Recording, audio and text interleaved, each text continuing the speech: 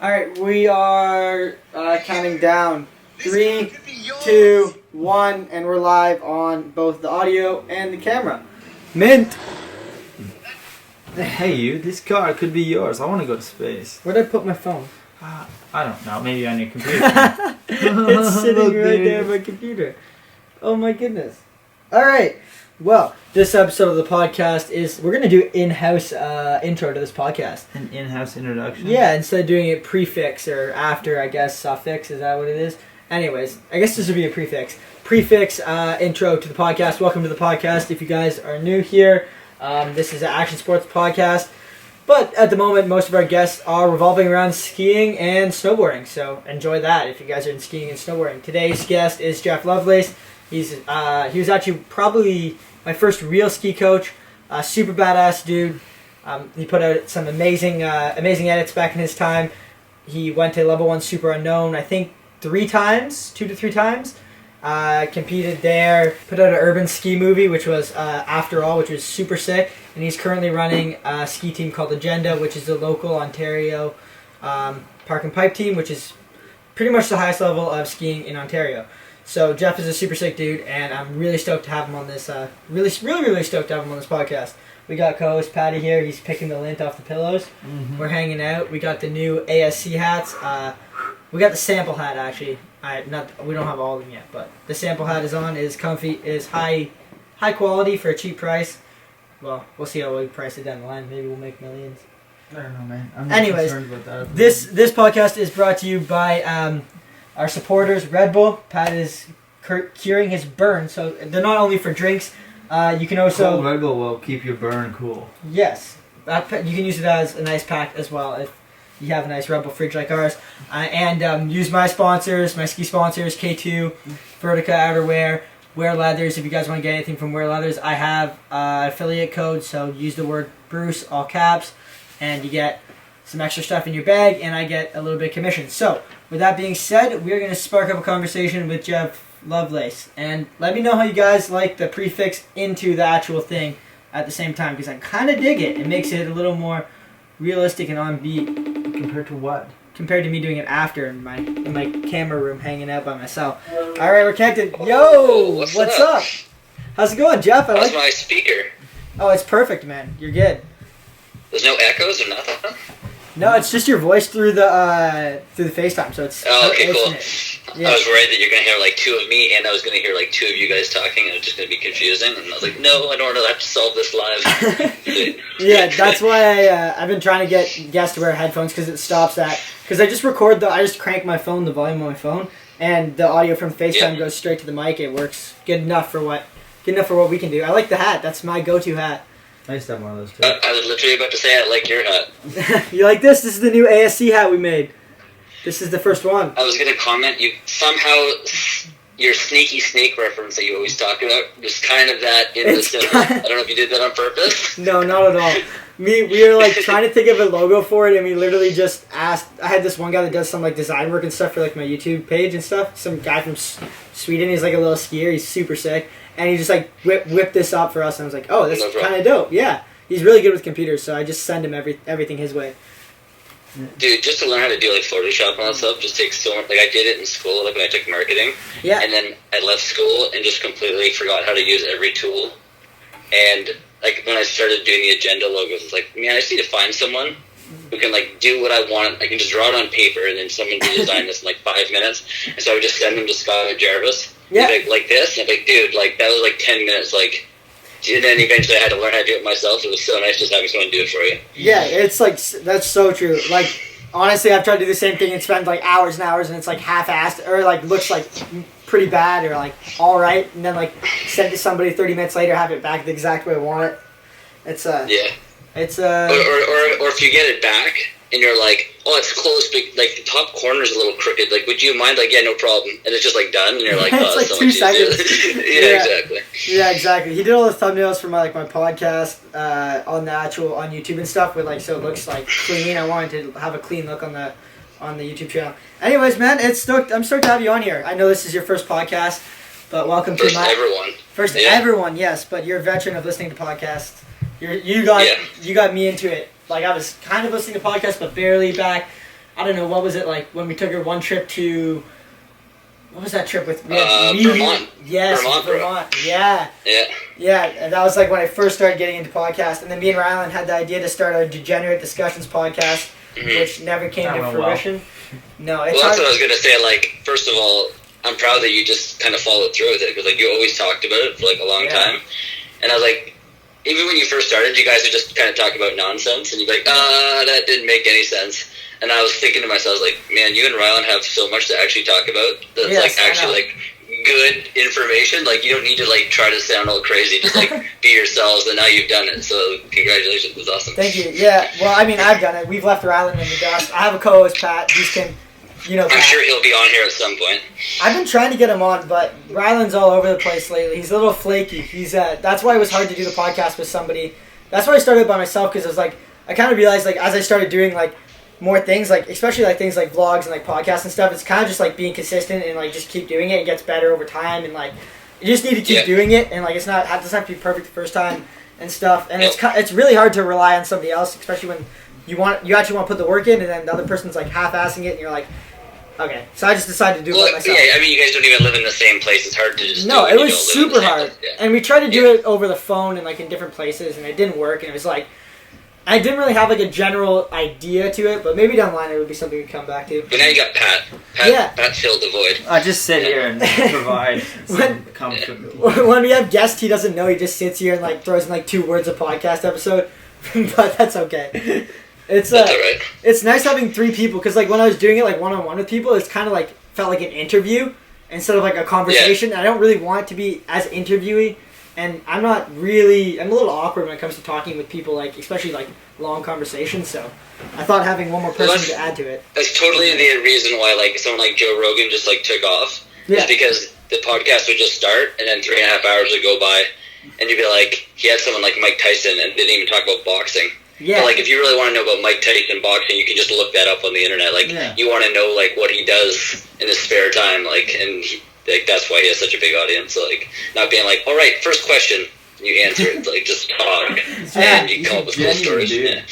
Yeah, he's a very genuine dude. I'm not as genuine as Joe Rogan. I'll put that out there right now. But I'm trying better to stay away from like just the questions and like just the like basic like ski interview questions or like sports interview questions. But it is hard, especially when you're starting out. I'm getting a little better at it. We're flowing a little better as we go down the line, but that's what it is. That's how it goes, man. Yeah, what have you been up to lately? We had fitness testing the last week, and other than that, I haven't seen you like all summer.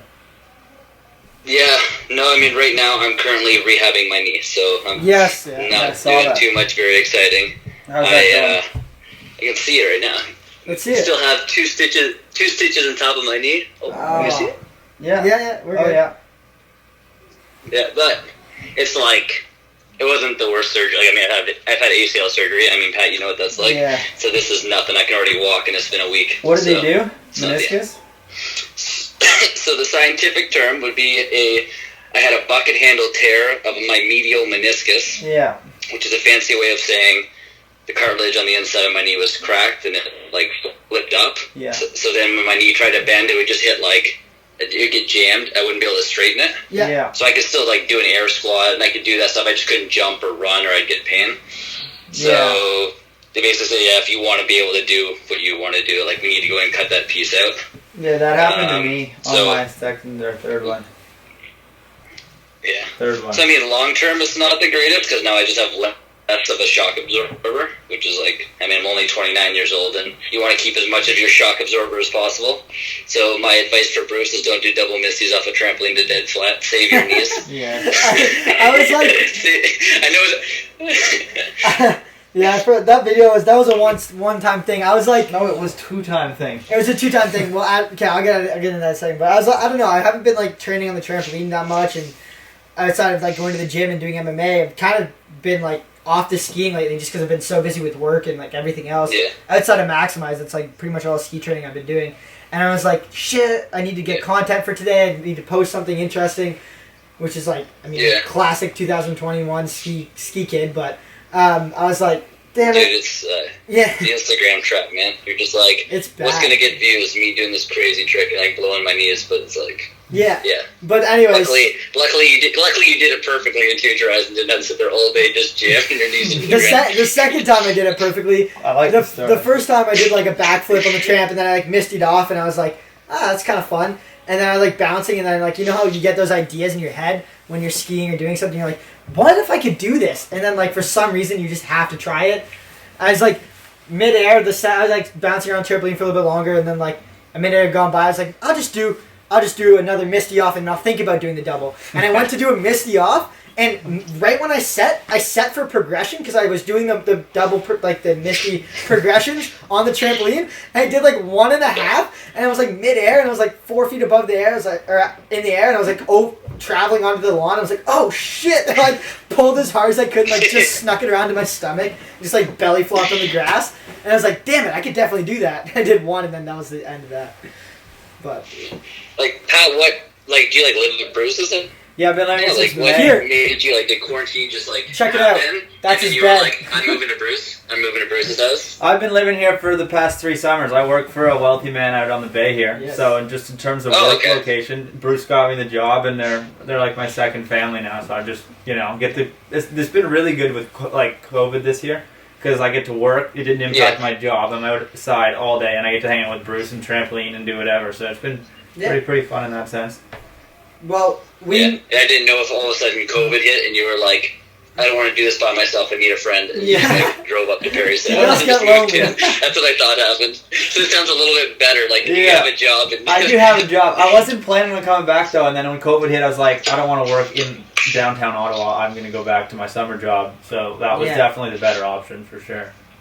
Yeah. Sweet. Yeah, like 2 years ago when we started hanging out, Pat, 3? I guess it was 3 summers ago. Yeah, I started hanging with Pat and I just like skiing at Mount St. Louis, and we got like became friends because we were never really friends on like the Ontario team. We didn't really like each other. No. Surprisingly.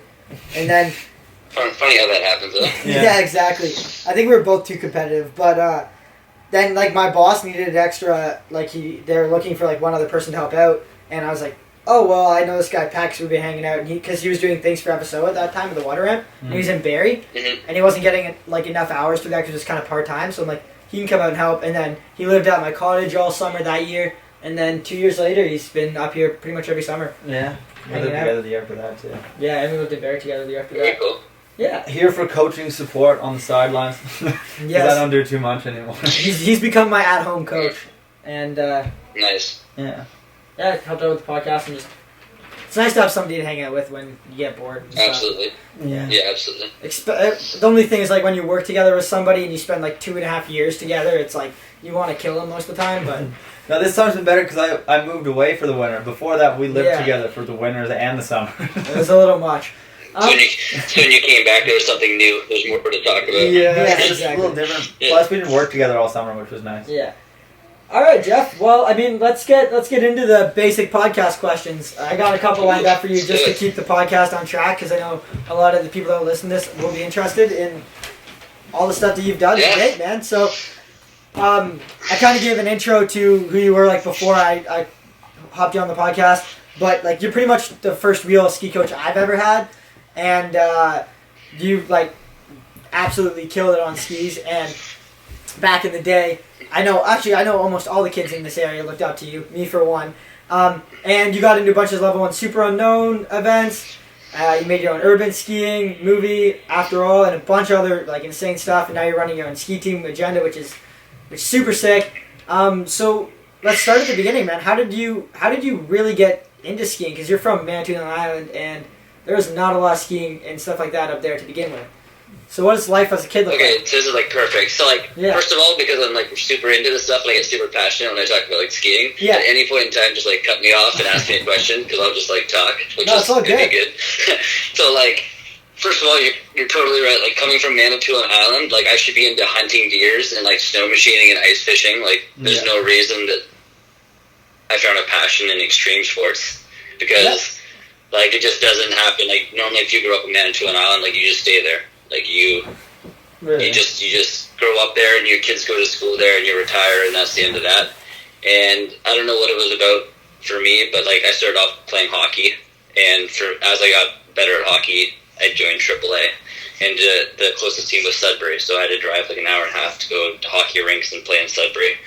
And at the time, the goal was like, let's go to the NHL, right? Like, let's have a dream.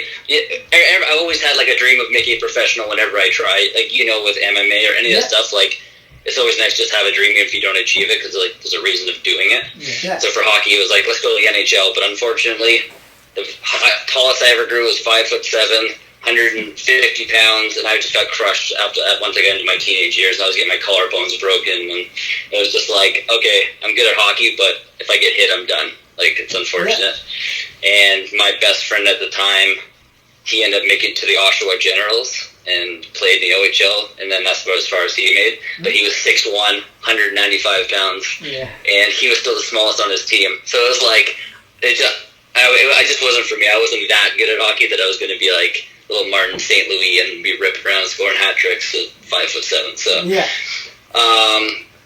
then I just surrounded, like, I don't know how it happened, but in Little Current, which is the town I'm from, there was 4 kids that are still my best friends to this day, in all different ages. Like, my best friend Carson is 1 year younger than me, so I'm 29. He's 28 now.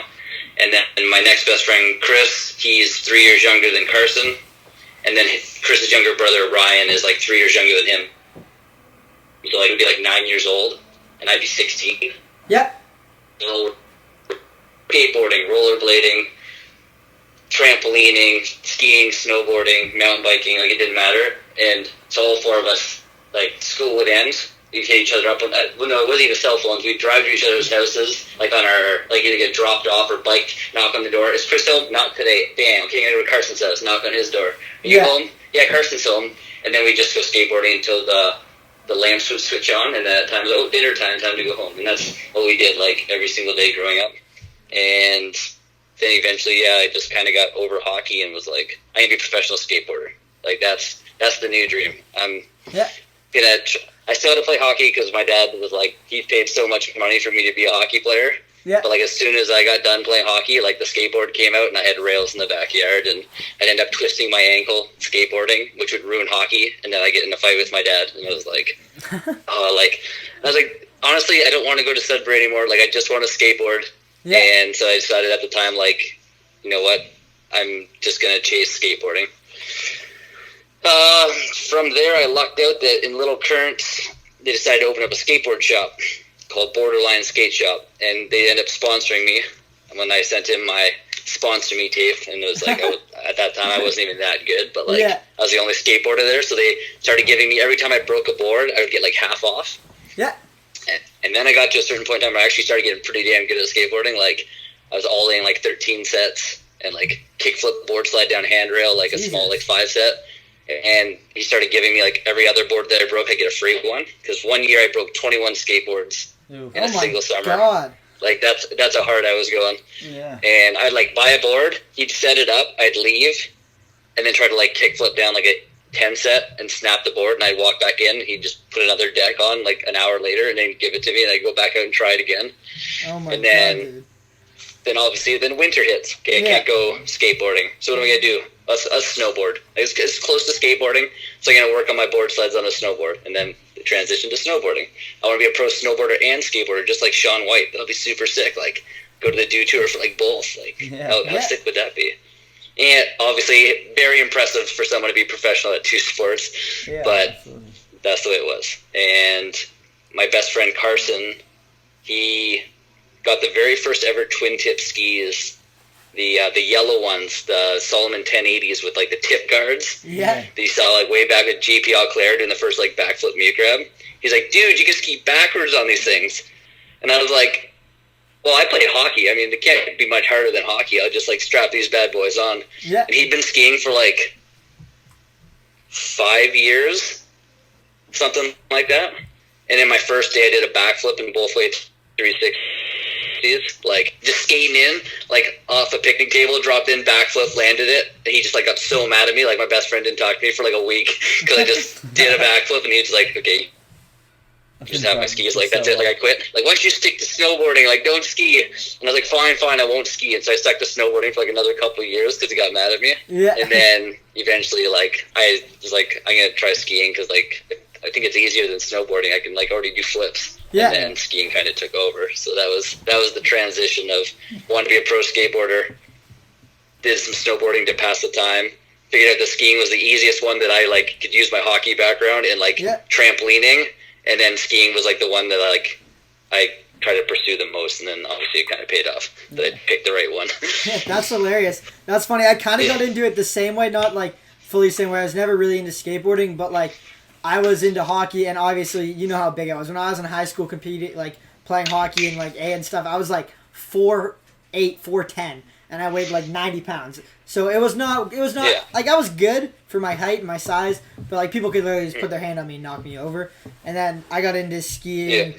I used to ski and snowboard, and then I started doing park in both. And I kept catching my front edges on rails on the snowboard and like catching my back edge trying to hit jumps. I was like, skiing's a lot easier, and I kind of decided I was like, it's a lot easier for park right now. I'm gonna do that. You can figure out a snowplow without any training. Your body, if you have any sort of coordination or balance, and you need to stop on skis, you can kind of like jam your feet out to the sides. Yeah. But a snowboard, it's like you turn sideways, hook the toe edge, you break your wrist, and you're like, it's over, like so quick. That's enough of that. So, but Manitoulin, there's not a lot of skiing. Is there a ski hill out there? I don't think so, right? So before I was born, there used to be a ski hill that had 2 runs. Yeah. I don't even know what the name of it was. Like, it was in between where I lived and like the next town, and it was all volunteer run. Like there was an actual lift, but it was all volunteer run, similar to like an Espanola has Boogie Mountain. Yeah. Where Boomhauer's from, skied from. So it was smaller even than that, but it was just closed down like when I grew up. So I mean, the odd times on like a POW day, I get our parents to drive us out there, and we would make little videos. There used to be kind of a crappy half pipe that we could build little side hits on and do like our backflips out of and stuff. But right off the bat, like my introduction to skiing was urban. Like there was, my dad used to work at a manor where like old people live, or like as they retire, they get put in a home, and it had like a 100-foot high hill, and we would go there and dig rails into the ground in September so they would harden, like throughout September, October, November, and just hope no one undug them. So when it froze, like the ground hardened, they'd be like locked in for the winter time. Yeah.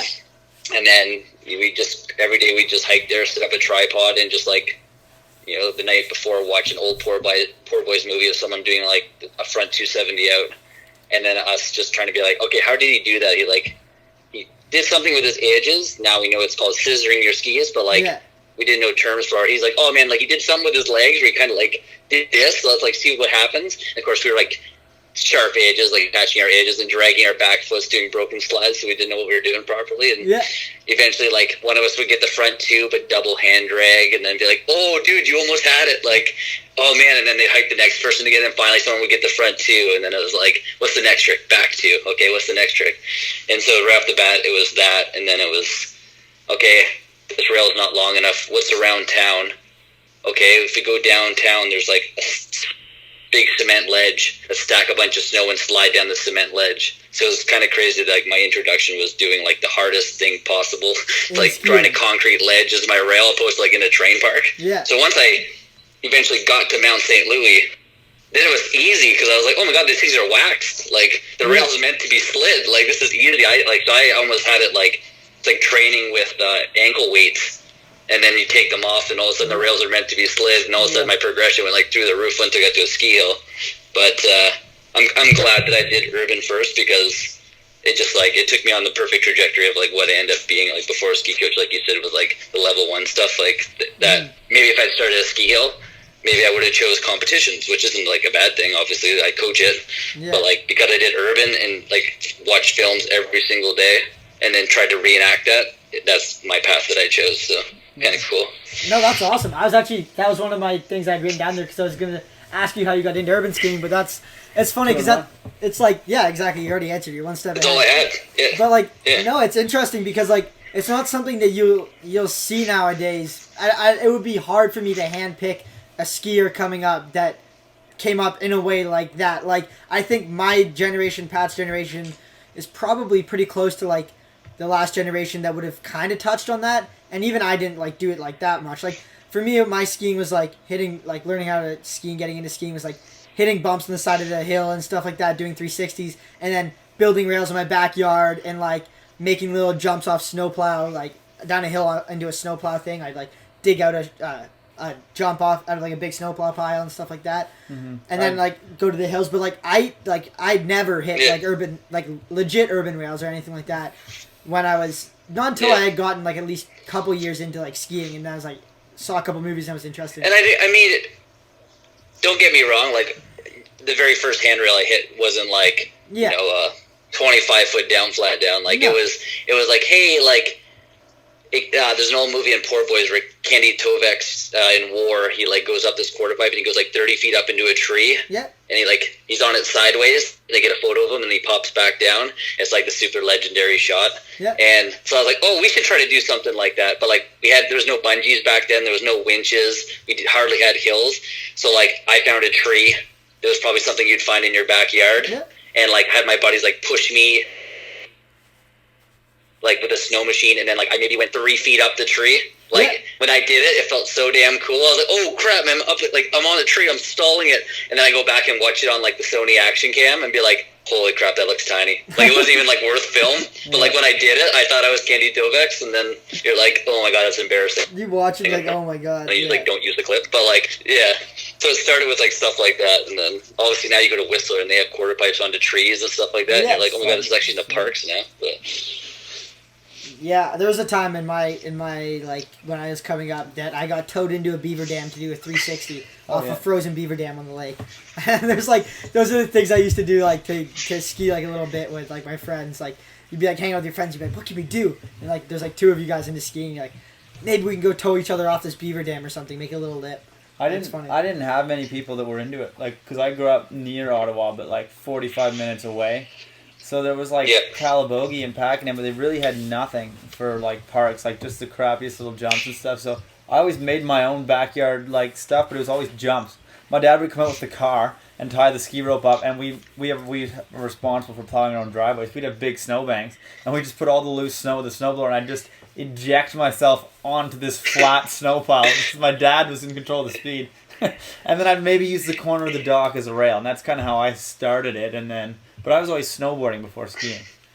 Yeah, same. Well, you know what the crazy thing is? Like, it's funny to think that there was the time when I was doing tricks on my skis that I wasn't filming. Like, I was just going out and doing it for fun. Like, and like some of the stuff I like back then, obviously it wasn't as cool. But at the time, I was like, oh man, like maybe I should have filmed that. That was actually probably worthy for like. But there was no Instagram, there was none of that stuff. And I remember there was this one time where I bombed it down this like 50-foot hill.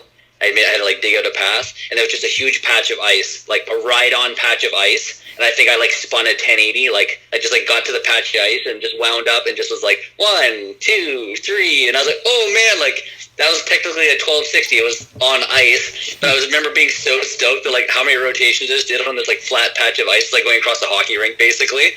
And I was like, oh, I should have filmed that. Like that could have been my ender for the season. And like now we would not even like it wouldn't even be worth going down the hill to do. Like. When you're a kid, though, those things are what makes the sport so exciting for you. Like, it's when you're younger, the different things is what gets you into it. And there's so many things you've done, everyone's done that you're like, oh, I should have filmed that. Like, the crazy memories are usually the ones you don't have on footage, which is always cool. But, I mean, you move on from that now, and, like, now as a coach, it's, I mean, spinning across the patch of ice was the progression to a 270 onto a box. Like, Absolutely. It just was, the box was a patch of ice, right? So now, like, looking back, you know, I'll have an athlete who's a little timid to spin on, ride on box. Well, I'm like, hey, let's just, like, do some pivots on the snow, just to get the idea of our heads going around, right? And just, like, the progression doesn't have to be a 270 onto an urban down rail. It's like, what else can we find? It's not even in the train park to be able to come up with a modification for this, right? So exactly. Being innovative and coming up with different ways, I think, has probably helped me as a coach as well. Yeah, I could see that for sure. I mean, you got the background that a lot of other coaches don't have in that sense. Yeah. I actually think you're probably one of the most qualified, like, coaches that I personally know, just, like, from an actual skiing, like, perspective, like, that's actually done, like, because there's a lot of coaches that are, like, they're good coaches, don't get me wrong, but they don't actually know how to do like a lot of the tricks that they're teaching you how to do, which I think is pretty, like, it is definitely important.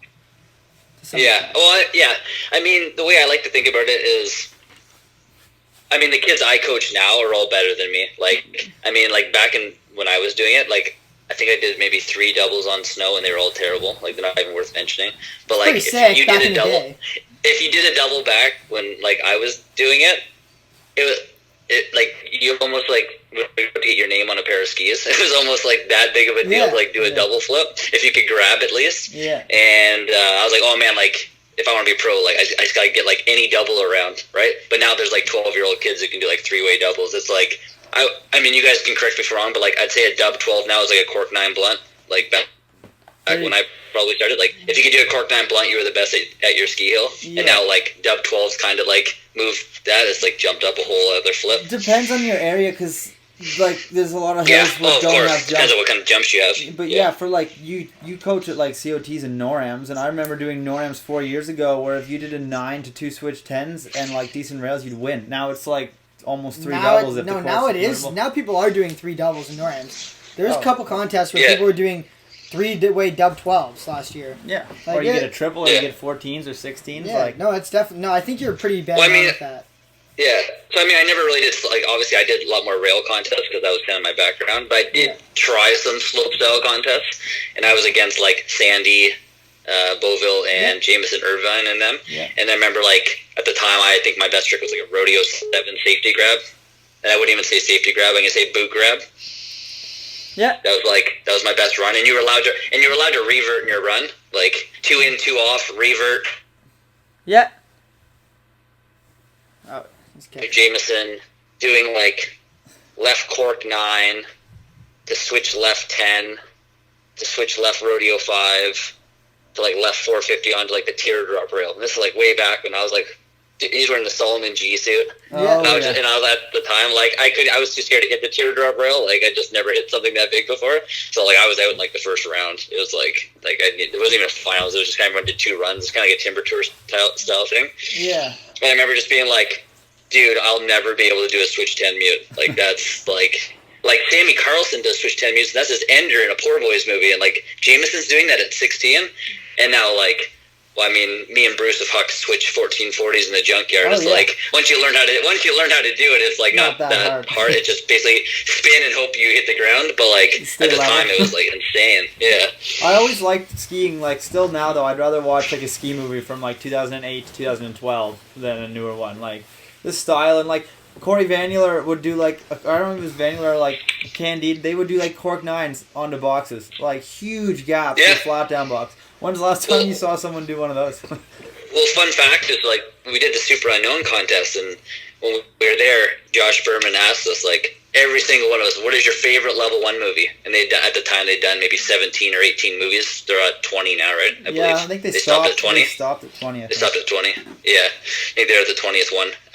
And at the time they were at like 17 movies or 18 movies, and every single one of us said that Refresh from 2010 movie was the best movie that they ever made. Like back when like.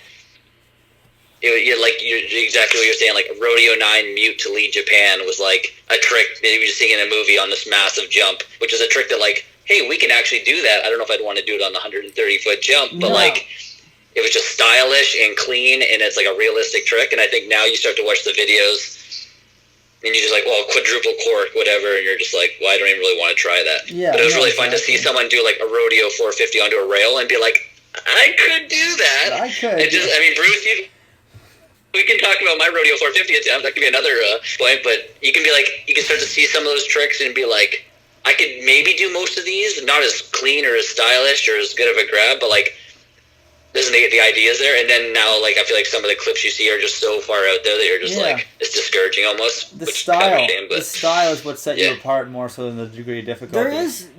There is like some stylish bigger tricks, and there's a lot of people that do a lot of cool stuff, but like, the degree of like difficulty on tricks nowadays is like you're either like it's not something that you look at and you're like, okay, that guy just did dub 16 dub tailed, I can do that. And it's like, oh my god, that's insane, but like there's no way. And each trick looks different, right? Like I was watching I think Andre Rigetti posted a video the other day, and he goes down and does like a switch double bio 12 octo grab. Yeah.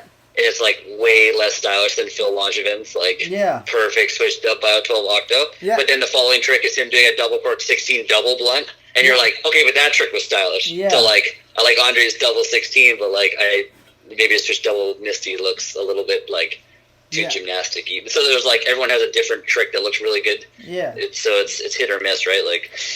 Yeah, for sure. Yeah, I guess we will talk about that. It's funny how you brought that up. I was thinking about that actually earlier before the podcast.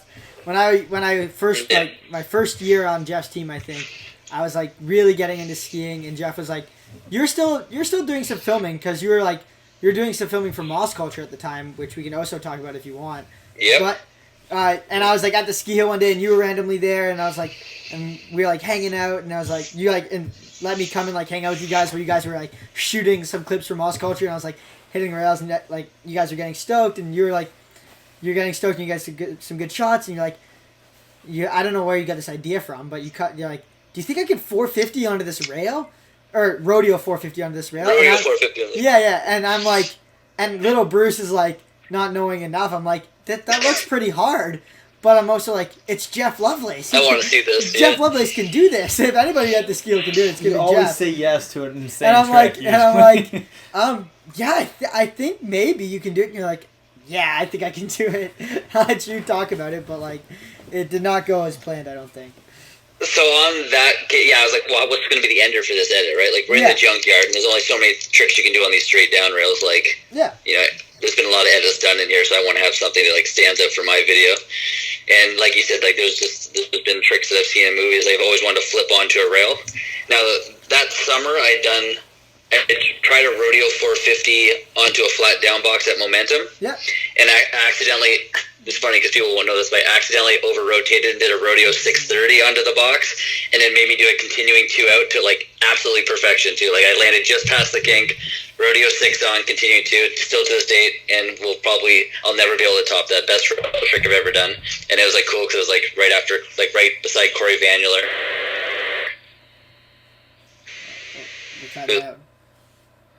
Cutting out hard here, guys. Sorry about that. Yeah. Okay. You still hear me? Yeah, we're good. It's my Wi-Fi. Yeah. Sometimes it's bad. Yeah. And so I got to do that trick, and they ended up giving me the ender at one of the Momentum sessions. Yeah. So that was like another thing that was on my bucket list. I was like, I want to be in a Momentum ski camps edit. Like, that'd be so sick. So how do I get out there? I'm going to work the airbag. Yeah. Okay, I work the airbag. How can I get in front of the camera? I had someone run the airbag for me for like 30 minutes so I could run and get in front of the camera. I was like, what can I do? Rodeo 450 onto this box, accidentally do a 630, 2 out, get the trick, get the ender for the edit. And I was like, all right, check that off the bucket list. And so we were at Louis, and I was like, maybe I can get the 450. And then if I land like locked in, like maybe I can go back to forwards or like Pretz too. That'd be pretty dope. And I should have known that halfway to the rail when I had to like use my poles and speed a couple extra times that I didn't have enough speed to do what I was about to do. Because my worst case scenario, like worst case, I rodeo 5 over the entire rail and I just land it to flat, and that'll still be a dope shot. Yeah. But like, I didn't even make it over the curve, and I literally tacoed down the entire thing and somehow still rode away and rearranged my organs and had to go to the hospital, and luckily it was just bruised ribs. But yeah, that was a good introduction to... It was pretty bad. And then Bruce was like, I need to be coached by that guy. I was like, yeah, that makes sense. I'm gonna get coached by this guy. Well, I don't know. I like send. I respect it. I don't like getting hurt, but I don't know. I kind of grew up like the same way in the ski hill. Like, you'd look at a chick and you'd be like, I think I can do that, and then you try it. Not like go to the trampoline and do it a million times before. But like there was a point like when I first got on your team, like I guess it was maybe the year after that, that we had trampoline sessions in Bay Area at Vertical Zone, and I was driving like an hour and a half, like twice a week to go trampoline training with you guys. I mean, like stuff like that helped a lot to just like get everything. Well, here's a cool story. I mean, I remember, so before you joined my team, because Sean, because she was working for Mount St. Louis, and she's like, there's this kid named Bruce, and he does left 360 screaming seaman to right 360 screaming seaman. And at the time, I could have cared less about the screaming seaman, but like I was like, there's a kid who can spin both way 360s. Like, we should get him on our team. Like, and it is so funny that like you still do screaming seamans to this day, because I remember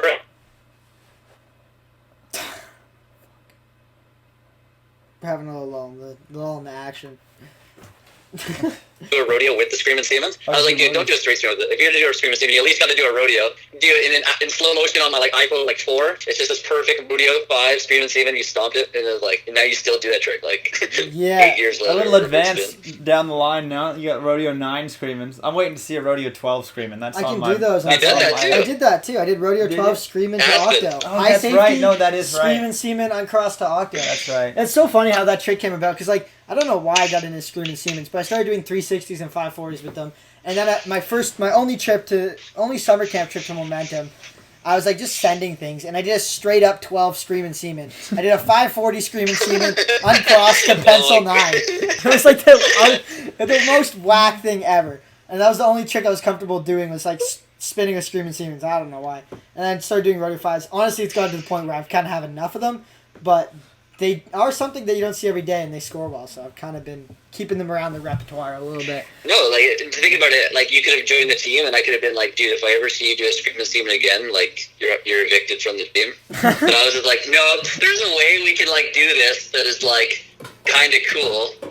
With the and now, rodeo you hit a quarter pipe, and you do your big rodeo 9 Screaming Seaman, and it beats double corks. Yeah. So it's just sometimes doing something like you said, doing straight 12 penciled Screaming Seaman, it was so lame. But no, if you hadn't done that, now it's leading to dub 12 Screaming Seamans, you're working towards something else, right? So. I got some other things I'm working towards with that as well. But, yeah. So, I guess we already covered how you got into urban skiing. Filming kind of came naturally from movies and stuff, and, you kind of got into filming. And then you started filming for doing your thing with Moss Culture, which is, from my understanding of it, was you and a bunch of friends where you were putting out episodes, and you had a little production company called Moss Culture, right? Yeah. So how that came to fruition is once I moved down to Barrie to go to Georgian College, and the only reason I chose Georgian College because that was the closest ski hill. That's why I chose. I remember just scrolling. I just scrolled through all the courses, and I was like, nothing on here says professional skier. That's not a thing you can go to school for. Yeah. And then I remember my uncle just being like, just go to school for business. Business is only going to help you, right? Yeah. And I thought it was oh my god, okay, 2-year no co-op business that'll get me to Barrie, and I can go skiing every single day I get off school. Yeah. Little did I know I'd start my own business, so sometimes you don't know what's going to happen, right? Yeah. So I remember just skiing at Horseshoe Valley, and Jeff Barrett, big 6'7" Jeff Barrett working the ski lift. He saw me in my magic suit, 6XL hoodie hanging out the bottom, and I don't know if he didn't see me ski. Maybe he saw me slide a rail, but he was just like, yo, this guy looks steezy, we should get him in our videos. And at the time, Moss Culture was strictly snowboarding. Yeah. It was all snowboarding. And they've been doing it for a few years. So Chris Saavedra and Jeff Barrett, they started Moss Culture. And Jeff's like, yeah, you should come out and hit urban with us. And I was like, oh, I do that all the time. And they're like, really? And I was like, well, not around here because I don't know, anyone. And you can't really do urban without a crew. No, not at all. Unless you're setting up a tripod. So I was like, you know. So... But yeah, come out, blah, blah, blah. And I remember my very first session with him, we went to Ferris Lane, which is Cundles and Ferris. And there's this blue rail, and it was a closeout rail with maybe 8 or 9 foot drop off the end. It's an insurance building. Yeah. I know exactly. And so I was left. Yeah, it's a pretty classic spot. I feel like a lot of people have hit it now. And that was my first introduction. And I was like, okay, so I show up, and I can't remember all introduction to a Banshee bungee. And, and I remember someone was, going to do a trick, and then we started at, I can hear myself now. Yeah. You good?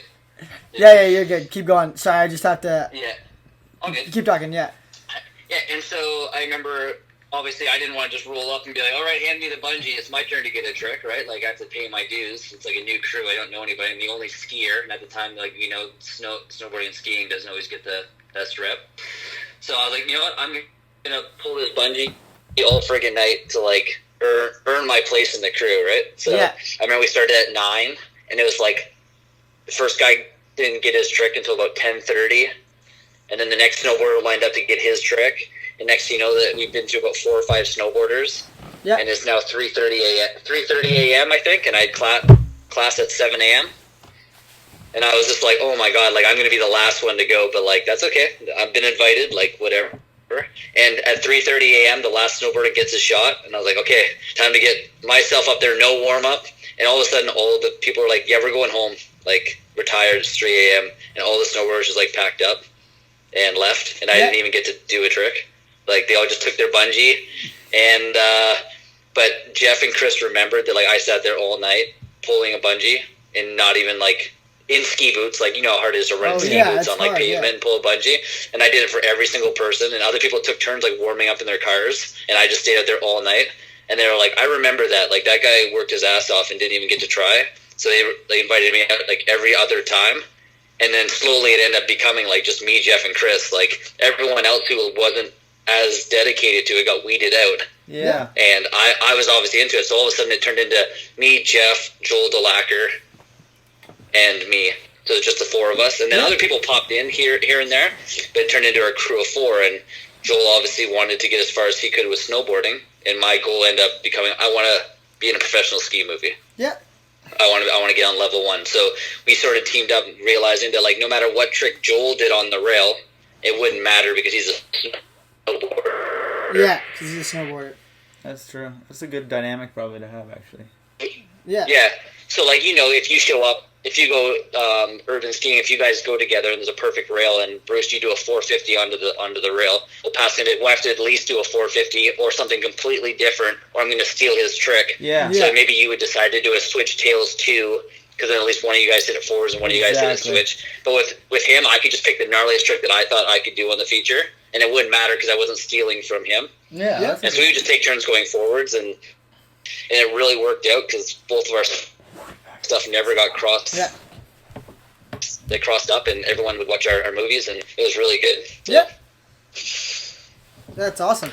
And then, so that transitioned into, I mean, I guess we kind of talked about Super Unknown and stuff, but like, you ultimately did get into Super Unknown, and was it 2 or 3 years you did Super Unknown? Going for 2 years. 2 years, yeah. So, first year, I made my movie, and I got picked to be in semifinals. Yeah. So it was the first year they had a semifinals, which basically required me to spam Facebook and get as many likes on my video as possible to earn the final 10th spot, right? Yeah. So I don't know how, because like on Facebook, like I have 2,000 friends on Facebook, but I have like 10 friends in my life. Like this is like a lot of random people, and I remember just sitting there all day, just going up down. Like I didn't even know people's names, just like right click, paste, enter, right click, paste. Please vote for me. Please vote for me.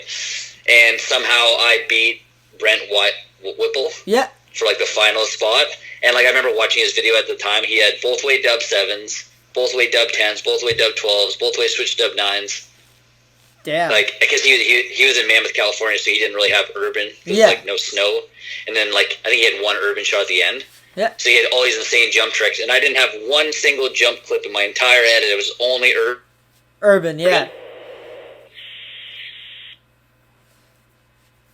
Yeah.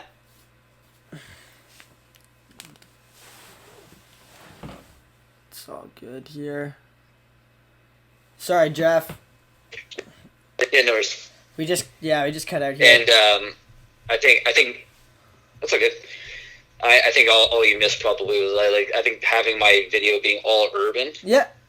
And like well filmed, and just like the song and everything just got me more votes. Yeah. Because he definitely like is a better skier than me. Like overall, like just I know what he can do. Like his edit was sick as well. Yeah. And somehow so I got the most votes, but like it kind of I didn't feel like I earned the spot. If that makes sense. Yeah. Like I got to go to Super Unknown.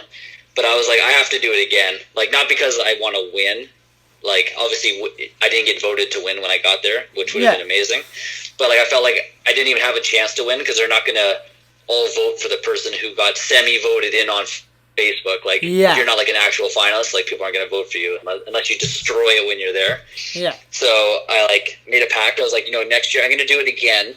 But, like, I'm going straight to finals. Like, I need to prove it to myself that, like, I didn't just get in because people liked my video. Like, I want to have a video where, like, the guys at level 1 are like, nope, that guy's fucking coming. Like, and I remember like day one, or then the following year, day one of the finalist drop, and I was like the first finalist, Geoff Lovelace, and like, here's my edit. Yeah. And I remember just being like, there, I earned it this time. Like, that feels so fucking good. And like, and then I saw everyone else who came on the list, and I've been like, oh, I'm with Jonah Williams. Like, I'm going to vote for him, and I've never even skied with him before. Like, I already knew who was going to win before I got there. I was like, that guy's like been in 3 slush games. Yeah. And like, I'm just this guy who's like filming around Barrie, Ontario. Like, I just knew that like I was already going to vote for him, but I was like, don't care, I'm going. Yeah. And Jonah Williams ended up winning, and they're like, that's what was supposed to happen. He's the best skier. Like, yeah. And then I was going to do it for the 3rd year, but then coaching kind of took over, and then I had to like decide risk versus reward. Is it more important for me to like throw my body off buildings and jump down these crazy rails till 3 o'clock in the morning, where I make no money? Yep. In the hopes that like maybe I'll get a segment in a level 1 movie, which I still don't get paid for. No. Or can I start my own business coaching? And I decided to go on the route of like, let's help other kids achieve their dreams. And so I decided not to do it again. And I don't have any regrets for not doing it again, because my goal was to make it in a level 1 movie, and there is a segment in less, and I'm in the bonus segment. There you go. Technically, I made it in a level 1 movie. It wasn't in the movie, but I'm in a bonus segment of a movie, and that's good enough for me. So. I would count it. No, I count it. That's awesome. Yeah, man. And then, so I guess I'll bring up the one, because I'll post the clip in the podcast, but there's a pretty gnarly video of you nutting yourself on a chairlift rail that was featured there. I can already tell what you're going to say when you... Yeah. Yeah. What is the worst crash you've ever had? Yeah, well, what's the worst crash you've ever had, or injury you've ever had from skiing, or anything in general? They do it a line. I mean, so like the worst one you could see on camera, like you're watching me sack myself on a 25-foot high chairlift, and like with cables and chairs, and like just a death drop. Like visually, that was probably the worst crash. But like had absolutely no pain. Like the rail was so wide that I basically straddled it with the insides of my thighs. And then from like all the trampoline training, I basically did a misty progression to avoid landing on my face. Yeah. And the landing was just super slushy. And then I just bounced back up, and then I got it next shot. Like I literally sacked it once, realized what the speed was, and then got it second try, and then never hit the rail again. There's my trick done. So that was the one that like looked the gnarliest. Yeah. And then, I mean, the worst injury was tearing my ACL on a 540 in the junkyard on the last jump. That's like, 35 feet? It says 40, but like, let's be honest. It's 35. 30 maybe. Yeah. I literally did a 540, both brand new skis, like sharp as edges you could possibly imagine. Yeah. I went to revert back to forward, and the ski just like caught, and my whole knee just like popped. And so like, there's like the worst injury, but like, it didn't translate. Like, visually, it would have been like, oh, good edge catch, buddy. Like, it happens to you guys all the time. Yeah. Like, in the middle of a contest, you like catch an edge and you fall. But like, I don't know why this one time it messed up. It's funny how like the smallest things are usually the ones that take people out the most. Yeah. Like Pat tore his ACL literally riding over a chunk of ice, like skiing down the hill. So, but I blame it on him not going to the gym enough.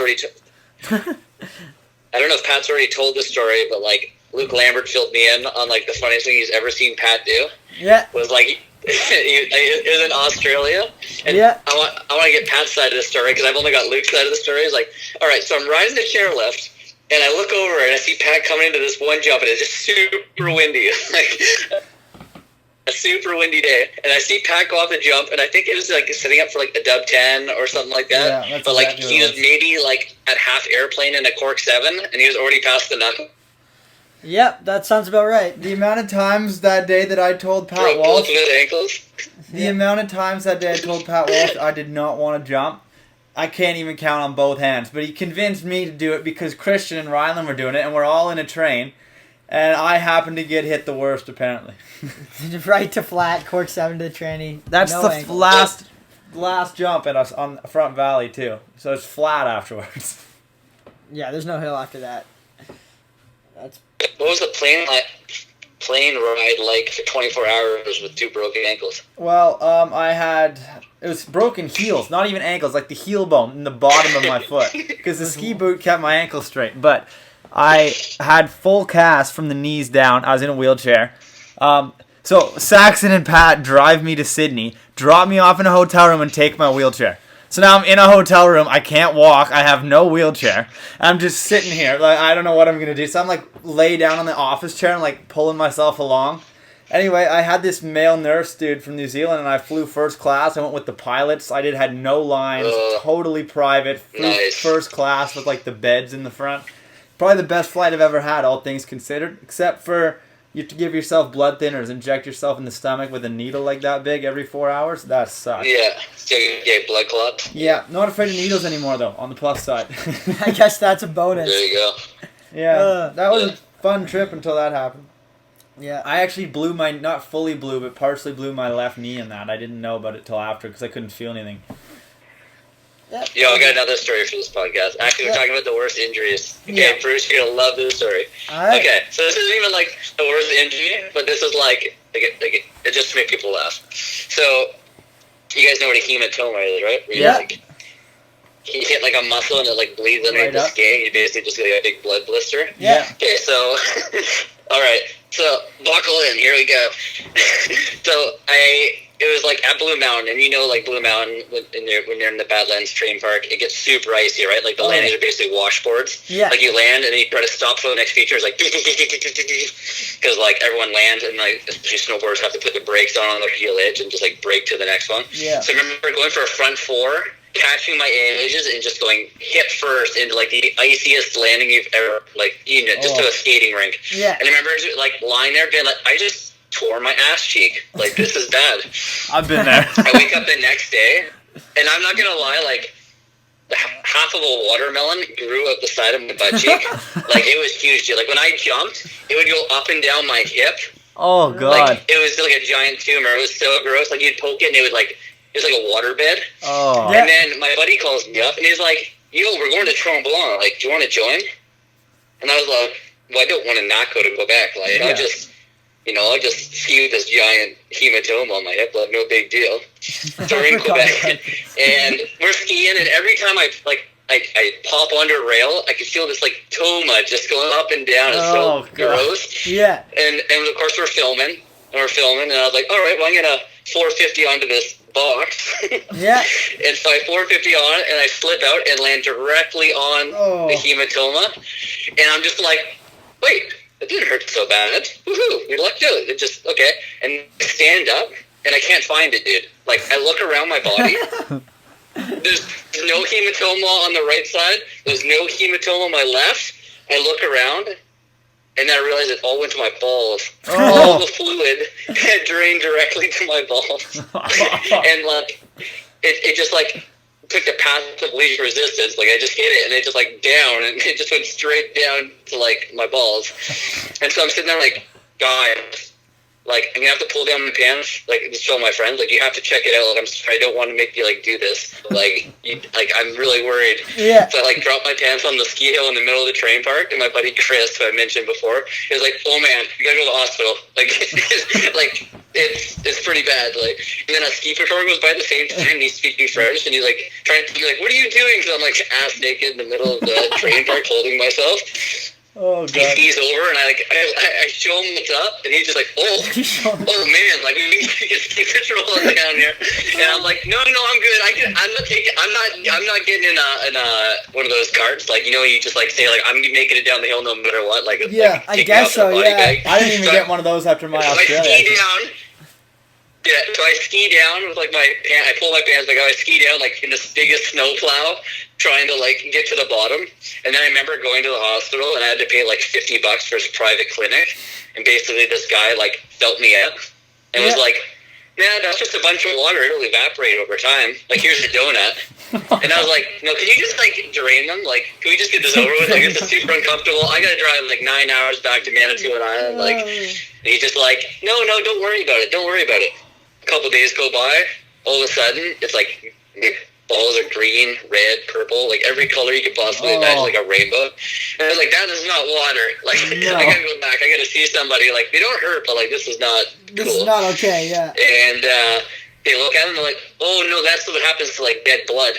Like, it turns colors like dried blood. So basically, like, I thought it was water, but like when I ripped my butt, it was like blood underneath the skin. Yeah. And so when it drained down, it was just like it just changed my skin color. So it was dead blood. And then over time, it did just everything went back to normal, and it was fine. But like it really freaked me out. Like I can imagine. Oh, man, like that would freak me out too. Dude. I had a bad one, and I had a bad crash in Momentum. The first year I went to Momentum, they had like the small line with the 2 jumps, and it's slushy, so people stop or speed check, and the bumps between the 2 jumps can get really bad. And I did a switch. I was doing both way switch 7s, and I landed, and I went to do a speed check, and I happened to just like. I remember like slightly turning my head, just then all of a sudden I wasn't on the ground. I like went off a speed bump and onto the next one, and kneed myself in the chin so bad I bit through half my tongue. Like my tongue was in half. I had to go to the hospital and get it stitched together. I had to eat soup the rest of the trip. It's just a terrible, terrible time, that one. You hear all these stories, and then you start to like beg the question, like why'd you do that? Yeah, like exactly. Why do you decide to like grind rails on skis and eat crap and hurt yourself? Because now one of us said like, oh, like it was a really good time when I did this. It's just like war story after war story, but like they're not funny when they happen. They're funny later. Yeah. Like laughing about your ankles is like at the time it was like the worst case you could possibly imagine. But like now it's funny. The funny one that happened at the time, Momentum used to remember they were short on snow, so the jumps were chopped, like the lines were cut straight down.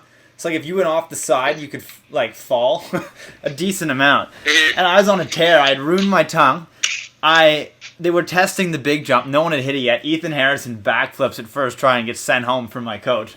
And I've been no wax on my skis. They've salted it, and Max Moffat and them had speed checked the transition. So I come in with what I think is good speed, hit the transition. It's like someone's throwing on the brakes. So I got no wax. Come up like 10 feet short, and it was like a knuckle like this, and just bounced right out the end. John Smart was like 5 feet from me. I looked like the biggest idiot. 3 runs later, going over to the medium line, caught an edge, hooked right through the V-netting, and fell onto the takeoff of the C-rail. And I was tangled in the fence, and it took like people like 15 minutes to get me out of the fence. I just probably looked like the biggest, like, should not have been there, out of control person. That's the way it goes. And you got Bruce over here, who like probably does questionably crazier stuff than both of us. Yeah. And like maybe sprains his thumb on his ski pole. Yeah. I try to be injury prone. I like to send. Yeah. Everybody thinks I send, but I like to send with caution. I like to send, but like I don't like to say I hold back, because I don't think I hold back. But for some reason, knock on wood, I've avoided a lot of injuries. Yeah. I still got hurt. I've had my fair share of concussions. Well, Jim, you go to the gym a lot. I was pretty indestructible until that one bad accident, because that was not something going to the gym could fix. But like, I've done a switch dub 12 to my head by an accident, and I was fine.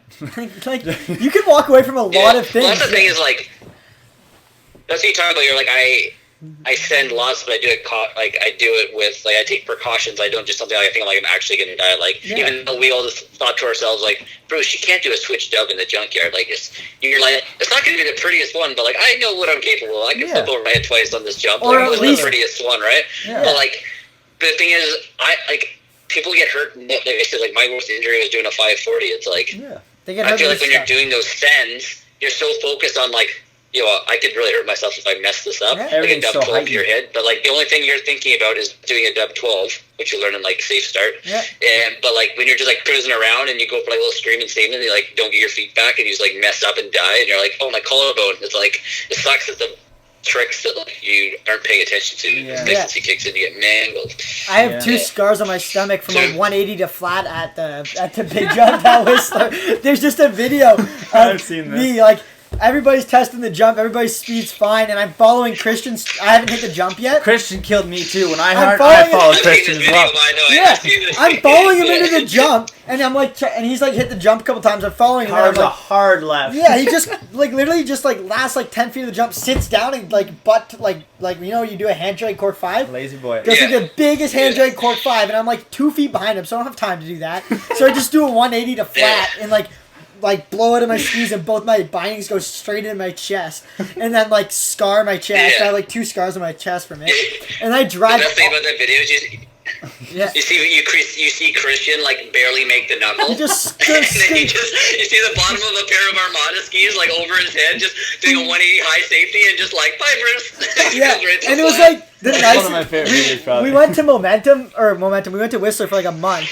And like we only had like 2 nice days out of 2 weeks since we've been there. So I was like, I have to ski on here. And I'm like super hurt from that one. So I like ski, and my skis are broken. So I ski myself down to the bottom of the hill, take an hour bus ride back to the athlete center, grab another pair of skis, drive all the way back, and like first run and like get back. So 2.5 hours later, after all that, I get back to the thing. I'm like hurt, but I'm like still good enough to ski. I have like my chest is bleeding a little bit, but I'm like it's just a couple scars or scratches. Like they ended up scarring. I don't know how. Yeah, I got a little scratch and scar there. Yeah, too. it was just like I was just bruised. And I was like I could still do corks, and like I wanted to do like my first like couple doubles. Like I had just learned them. I wanted to put some more miles on them, and same thing. I was like, okay, I'm not following anybody in this time. I'm just going to, like, watch their speed. And I just did another 180 straight to flat, blew up another pair of skis, and just went home. And I was, like, the most unhappy kid for, like, the next, like, 2 days. I was just pissed. Does not want to knuckle so bad.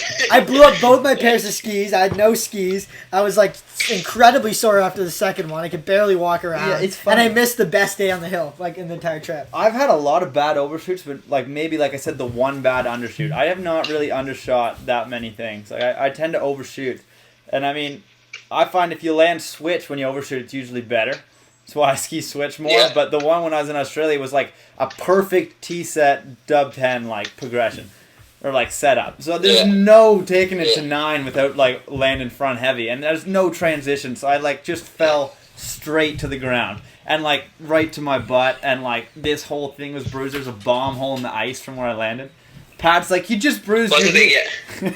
You just bruised your heels. I was like, yeah, like, if Bruce had done, like, a 360 on that, like, he would have backslapped that thing so hard and probably, like, at least knocked the wind out of himself and been, like, moaning at the bottom. Like, I'd say there's no better trick to overshoot on than like a switch 7. Yeah. Oh, absolutely. Like you come around as switch 5 and you're like, exactly oh god, no, and you just go to switch 7, and just squat it out. Reed McEachran did a huge one of those. There's like 2 years ago at the Outback, no one's making the second jump. Reed McEachran rolls in, gaps the whole landing on a switch 7 and just disappeared after that. And then there was Matt Tippold who did like who could get out of his butt tuck and just sent the jump like 3/4 of the weight landing to his back. That was the scariest thing I've ever seen. I think I was parallel to the second jump when I saw him like backseat, and then the arms just rolling around, and you're like, I don't know if I should yell tuck or what, like, and he just like stuck, like you just knew that it was like the perfect speed to go to his neck, like it was just so scary. Yeah, you were just watching it, and there's nothing you can do. Yeah, or you're involved with it and you know it's going to happen. Like, when I had mine, I would just see the ground and I was like, I probably swore as loud as I ever have in my life because I knew it was coming. And then you can't get out of it, right? Overshooting, like, when you know it's happening, is the scariest thing. I've actually had, like, multiple nightmares, like, in my head where I take off a jump and I just I just don't come down. The landing just disappears and I'm still going up, even though I took, like, the right amount of speed. That's what mine felt like. I took the right amount of speed in the jump, I just don't come back down. I'm just, like, going. I was just about to say, my worst dreams are skiing. Is like they start off real sick, or I'm like landing every rail trick I possibly could have ever imagined, and then I go off the jump, and it's like someone hit the shift bar on friggin' shred sauce, and I just keep going up, and you're like, no. All of a sudden you're like higher than the chairlifts, and you're like, oh my god, you're like, yes, right? I had that dream too. It's such a weird dream. I feel like every skier's probably had that dream. I know exactly. You're like looking down, and this like your gut drops in the middle of the night, and you just keep going. It's like what? And then you're like, I used to like find like I maybe would it's from watching shred sauce. I would tranny like 3 jumps. I would be like skip the first, hit the first takeoff. You could gap like, to the next jump. That's right. But I would just keep going past the last jump. Yeah. Anyways, dude, we've wrapped up. That's like over an hour now, so we'll leave you with the last question I've been asking everybody because I know you're busy and I got some stuff to do tonight still. So, where do you see yourself in 5 years from now? I've been asking everybody this in the podcast. It's kind of a tough question, and it's hard to say where you're going to be in 5 years, but I'm interested to know. It's a good thinker one. Yeah, it makes you think. Where do you see yourself? I mean, I think about it like, I think maybe as you get older too, like you start to like, try to picture like what you're going to be doing, and so like I'm still really into coaching. Like it's I'm still passionate about it. I haven't lost that yet. Yeah. And I do want to keep doing like agenda free ski for like as long as I can. Yeah. Because I mean, right now in Ontario, it's kind of like keeping things going. It's the only thing. A lot of the hills. Yeah, like a lot of the hills are having troubles getting kids together, right? So like I know like if agenda free ski just goes away, then there's like no real Ontario programs, which is not very good. So like, but like I also do want to progress my coaching. Like I do want to work my way towards becoming a national team coach eventually. Now I'm not like, I don't know if that's, you know, a year from now, 3 years from now, 4 years from now. But you kind of hit that like level where you're coaching kids. Like I coach Megan, and then Megan moves up, and then you go through another kid. Yeah, you get to that goes to the national team, and then all of a sudden you're like, I like that's amazing that I'm able to push kids onto the next team, but like eventually I want to go to the next team too. It's kind of like progression. You want to see your project continue through. And the way you stay passionate about it is, I mean, like when I first started skiing, or like my first coaching job was like 8 Saturdays with Evolved Snow Camps, and like really at that point in time you're kind of more of a babysitter, just making sure that like you don't lose all your kids, and they give you one goal, like I want to land a 540, and you just accomplish that one trick in the 8 Saturdays hopefully, and then you move on. And then so that was literally kind of more being an instructor, not a coach. And then once you get to like the Ontario level team, you're still having to deal with, hey, you need to get your hips up more, you got to manage your speed better, but then you also are working towards getting those athletes to also coach themselves. Like, you know, you don't want every athlete on your team to roll around every single lap and be like, how was that one? What do I do better? Like, you want them to start to take initiative and be like, that one didn't feel as good as the last one because so-and-so, what do you think? And you're like, no, I agree. Like, you start to, as you get further along in your ski career, you need to be able to coach yourself more, right? And so at a certain point in time, I've got to a certain point now where I still enjoy doing that, but I also really like the technical side of it. I really like being at the top of Aspen and being like, okay, so what trick are you going to do on the top rail? 450 on, 450 off to switch 270 on, then being like, ooh, I think you need to up that second rail because like your first rail is like the best in the group, but like your second rail is like way behind. You'd be better to go to 450 on, back to forward, then you can do the other way forward, you know what I mean? And I like the strategy behind it. I kind of want to get away from talking about getting your hips up and start to be like, hey, the athlete knows when they've done it wrong. They want help on how to strategically. And so I'm still taking courses and stuff. And exactly. So that's sort of where I'm going, and I've really gotten into CrossFit, as you guys probably both see in my Instagram channel. It's more like weightlifting now. So like that's kind of where as my ski career's kind of dropped, I'm still a competitive person. And I'm like, I want to still be an athlete in something. So now I found a new passion in like weightlifting and gymnastics and all this other stuff. So CrossFit allows me to like still feel like I'm training for something. I'm not trying to go to the CrossFit Games, but like I like going to a workout, trying to like beat everyone in my class doing the workout, or like, hey, maybe eventually I will try a CrossFit competition. But like the same as you doing MMA, it just switches it up, right? Like, exactly. I dirt bike. I think you're smarter. You chose a safer sport than me. I just keeps getting hurt. I'm now riding motocross. I mean, a lot of people get hurt in CrossFit. It's just about doing stuff you're supposed to be doing. Like, you know, if I put 300 pounds on a bar and go for overhead squat and get crushed, that's my fault. Same as like any other sport. So is agenda something you'd think about? I wouldn't say handing off, but like something you'd think about, like delegating to somebody else, like as you move on to like coaching a higher level, maybe down the line. Is it something that if you found the right coach, you would continue with the program, like, and just be the owner and like run it?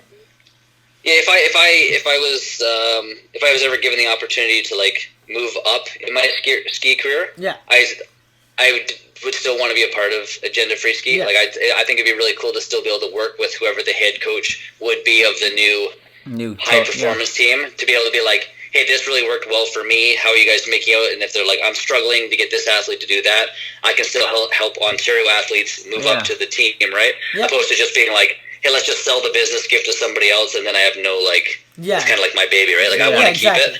Like, the only way they would, like, stop me from still doing it is that, like, all of a sudden I decided to move. Like, let's just say that, like, me and Sean decide, hey, we're going to England. Like, we're going to live in England. Like, I can't really run Agenda Free Ski. Like, that's fair. Like, that's not what we've been talking. But, like, as of right now, like, if I would still want to be a part of Agenda Free Ski, no matter what. And, I mean, for the foreseeable future, I will be running this thing as we go on. Still the head coach of that, so I really enjoy it. That's good. Exactly. Yeah, that's where we're at. That's awesome. Well, I think that's a great spot to wrap up this podcast.